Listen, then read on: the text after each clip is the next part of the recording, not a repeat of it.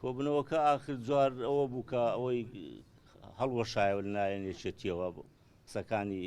هێمن هەورامی کە هیچ پەیوەندی بە مەسەلەی پەرلەمانەوە نەبوو، هێرشەی زۆری بە ناڕەوا کردە سەر یەکێتی وەکو ناڕازیەک ئەم کۆبنەوەی هەڵوەشاندۆتەوە.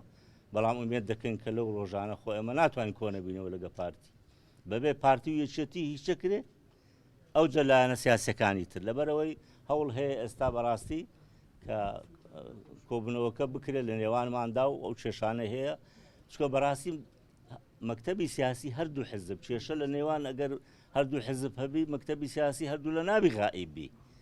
یعنی چکە ڕاستە حکوومەت هەیە پەرلەمان هەیە ئۆرگانی تر هەیە، بەڵام یەکێتی و پارتی کە دەگوتری یەکێتی و پارتی ینی دوو حزبی سیاسی، بۆیە سەروی ئەم دوو حزبە سیاسیە مەکتەبی سیاسیە، دەبێت لە پێش هەموو لایەنێک ئەم دوو ئۆرگانە هەوڵ بدەن کێشەکانی نێوانیان چارەسەرکەن. ئێمە لەگەرەوە کێشەکان بە برایانە چارەسەر بکرێت، لە بەرژەوەندی میلەتەکەمان چارەسەر بکرێت، لە بەرژەوەندی نەهێشتنی ئەم قەیرانەی ئێستا چارەسەر بکرێت و ئەمە لەگە گرژی و ئاڵۆزینین و لەو بارەوەش بڕوا دەکەم زۆر باڵخۆڕیمان نواندووە.